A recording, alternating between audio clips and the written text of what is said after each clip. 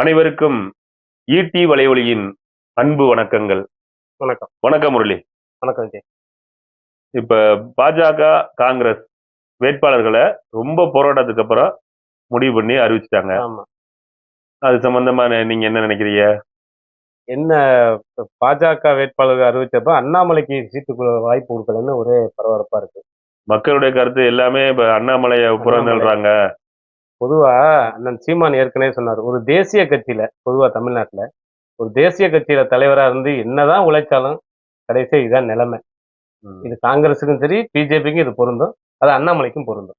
அந்த மாதிரிதான் அவருடைய உழைப்பு உண்மையிலே தமிழ்நாட்டுல பாஜக கொடிக்கம்பமே இல்லாத எத்தனையோ கிராமங்கள் இருந்துச்சு. இன்னைக்கு எல்லா இடத்துலயும் கொண்டு போய் சேர்த்தாருன்னா அது அண்ணாமலையுடைய பங்குன்னு சொல்லலாம். ஆமா. ஆனா அவருக்கே சீட் இல்ல. அது மட்டும் இல்ல, அவர் ஆதரவாளருக்கு யாருக்குமே சீட் இல்லைன்னு சொல்லிட்டாங்க. அப்படியா? ஆமா, அவர் ஆதரவாளர் அண்ணாமலை ஆதரவாளர்கள் சொல்லக்கூடிய யாருக்குமே சீட் இல்ல. அப்படி இருக்கையில அந்த பாஜகவுல நிறைய பேர் அதிருப்தியில இருக்காங்க. கூட்டணிக்கு எப்படி வாக்களிப்பாங்க தெரியல. சீட்டு கொடுக்கறதுல அதிருப்தி நிறைய இருக்கு. ஆளூர் சானவாசுக்கு சீட்டு கொடுக்கல. அவர் தங்கத்தமிழனா அவர் ரொம்ப அவர் வந்து திமுக காரரு. தங்கத்தமிழன் விசிகா ஒருத்தர் இருக்காரு. அவர் சொல்றாரு, ஆளூர் சானவாசம் வந்து திமுக காரரு, விசிகாவை எதுவும் சொன்னாலும் ஒரு கோவம் வராது, திமுக சொன்னா கோவம் வந்துடும், அவர் திமுகவுக்கு வேலை பார்க்கிறவரு, அவருக்கு சீட்டு கொடுக்க வேண்டியதில்லை அப்படின்னு ஒரு இது இருக்கு. இது மாதிரி எல்லா இடத்துலயுமே இந்த பிரச்சனை இருக்கு. இதுக்கிடையில காரைக்குடியில மாங்குடிங்கிறவருக்கு காங்கிரஸ்ல ஒரு சிட்டிங் எம்எல்ஏ, அது அப்போனா சீமானோட வெற்றி உறுதியாக உறுதி செய்யப்பட்டு விட்டது. ஆமா. அப்படின்னா இப்ப நாங்க ஒரு ஒரு ஒரு நிகழ்ச்சிக்கு போயிருந்தோம். அப்ப அங்க உள்ள பொதுமக்கள்கிட்ட கேட்கும்போது, இங்க இங்க இந்த தொகுதியில என்னென்ன குறைகள் இருக்குன்னு கேட்கும்போது சொன்னாங்க, எல்லாமே குறைதான், அவர் எதுவுமே செய்யறது பிரச்சனைங்கிற மாதிரிதான் சொன்னாங்க.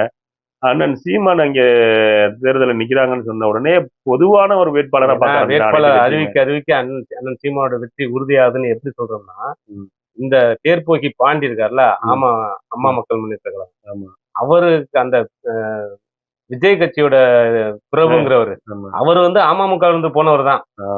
அவங்க ரெண்டு பேரும் ஒரே டீம் தான். அப்ப அந்த ஓட்டு அங்கே பிரச்சனை ஆகுது, அந்த பக்கம் அது சரியாயிப்பட்டு. இவர் இங்க வந்து அதிருப்தி எம்எல்ஏ வர இருக்காரு. ரெண்டாவது தேர்போகி பாண்டியன் கூட அந்த எம்பி எலெக்ஷன்லாம் நின்னாரு. பிரபுங்கிறவர் பாத்தீங்கன்னா ரீல்ஸ் எடுக்கிறவரு, விளம்பர பிரியர். அவர் வந்து ஒரு விளம்பரத்துக்காக தான் இங்க நிக்கிறாரு. மக்களுக்கு எதுவும் செய்ய போறது இல்ல, அவருக்கு வாக்களிக்கிறது வேஸ்ட் தான். அது காரைக்குடி மக்களுக்கே தெரியும். அவரை எல்லாருமே சொல்றாங்க ரீல்ஸ் எடுக்கிறவர் தான் அவரு. அந்த கட்சி அப்படித்தானுங்க. இந்த நவாப் மாசு, அந்த வைப்பு அப்படி விசில் அடிக்கிறது.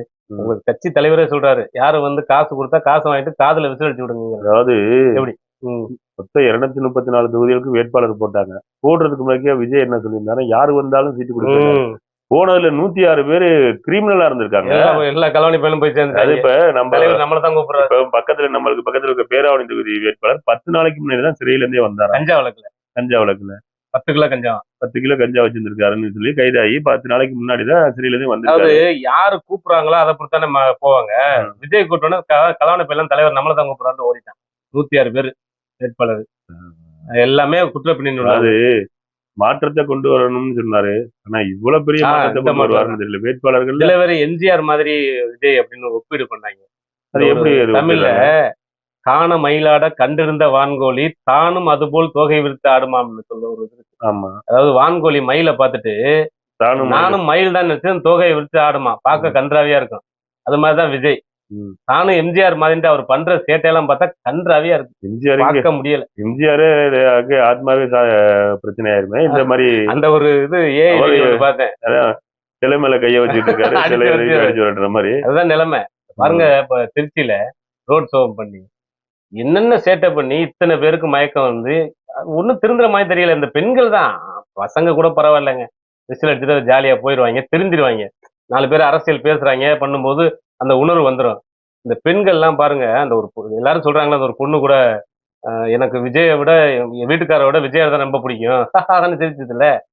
அந்த பொண்ணு மைக்ல பேசிச்சு யதார்த்தமா, பேசாம அதை உண்மையா நினைச்சுக்கிட்டு அத்தனை பேர் இருக்காங்க பெண்கள்லாம் ஊர் ஃபுல்லா. இது வந்து மிகப்பெரிய ஆபத்து. இந்த விஜய் மாதிரி ஒரு அரசியல், இந்த அரசியலை நம்ம அழிக்காட்டி இது தமிழ்நாட்டுக்கே ஆபத்து.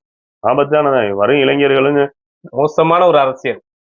இத வந்து இளைஞர்கள் புரிஞ்சுக்குவாங்க, பெண்கள் புரிஞ்சுக்கிறது. அதனாலதான் திருத்தணி வேட்பாளர் நான் தனியாவே போய் ஓட்டு கேட்டுக்கிட்டு இருக்காராம். ஆமா தனியா நின்னு ஓட்டு கேட்கிறாரு. யாரையுமே கூட வரக்கூடாதுன்னு சொல்லியிருக்காராம்ல. வரக்கூடாதுன்னு சொல்லிட்டாரு. இவங்க போய் விழுகிற ஓட்டையும் கெடுத்துறாங்களே, விசில் அடிச்சு அந்த பையன் போய் பெண்களை இது பண்றது, அந்த பஸ்ல போறவங்களை இடைஞ்சல் பண்றது, போக்குவரத்து நெரிசலை ஏற்படுத்துறது, இந்த தொல்லைகள்னால இப்ப பாருங்க, ஒரு காவலர் காலை ஒடிச்சுட்டாரு ஆதவர்ஜுனா கார் திருச்சியில. அப்ப எவ்வளவு மோசமான பணியில இருந்த காவலருடைய பாதுகாப்புனா மக்கள் இப்ப நாம் தமிழர் கட்சி மாநாடு நடக்குது. காவலருக்கே இந்த நிலையில சாதாரண மக்களுக்கு நிலைமை. இப்ப பெரம்பூர்ல ஒரு தொகுதியில நிக்கிறாரு. ஒரு பூர இடம் பூரா யாராவது ஒருத்தவங்களுக்கு ஏதாவது ஆயிட்டே இருக்கு. எம்மனோட கூட்டாளி விஜய், அதான் 2 பேரோட மீட்டிங் போறாருன்னா எம்மன் குஜால் ஆயிடுறாப்ல, நமக்கு 4 பீஸ் கிடைச்சிருன்ற மாதிரி. அதனாலதான் அவர் 2 பேரு தான் போட்டிங்கிறாரு. யமனா விஜயா எம்மனோட ஏஜென்சியா வந்திருக்காரு. அது மாதிரிதான் இருக்கு அரசியல். என்ன பண்றது? எனது இலக்கு பெரிது, என் கனவும் பெரிது, தலைவன் தந்த வழியில் நடக்கிறேன். முன்னம் தோன்றி நிலத்தில் மூத்த பேரினத்தில் இன்னல் நீங்க ஏறி வருகிறேன்.